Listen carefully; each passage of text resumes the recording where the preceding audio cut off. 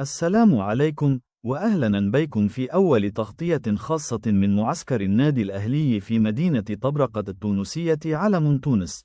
نسر الأهلي بدأ معسكره استعدادا للموسم الجديد، والكل متحمس لمشاهدة أول مباراة ودية في المعسكر أمام فريق الملعب التونسي يوم الاثنين 21 من يوليو 2025 الساعة 8 مساء بتوقيت مصر.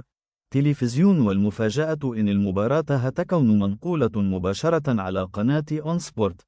حريق. والأهم من كده، تم الإعلان عن التشكيل الرسمي المتوقع للمباراة، واللي بيضم قفازان: محمد الشناوي درع، محمد هاني درع، أشرف داري درع، مصطفى العش درع، كريم الدبيسي ترس، مروان عطية ترس، إمام عاشور ترس، محمد علي بن رمضان نشاني، أشرف بن شرقي، فولة عال طاهر، محمد كرة قدم، جرادشاري كرة قدم. الأهلي بيخوض المباراة بروح قوية، خاصة مع وجود عناصر جديدة انضمت بعد كأس العالم للأندية، زي محمد شريف ومحمد شكري وياسين مرعي، اللي بينتظرها من الجمهور بفارغ الصبر. فقاعة كلام قولولي في التعليقات.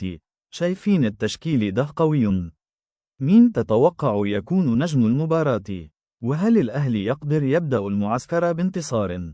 اصبع لأسفل متن سوشيال لايك والاشتراك في القناة وتفعيل الجرس علشان توصلكم تغطيات مصطفى من قلب الحدث أول بأول.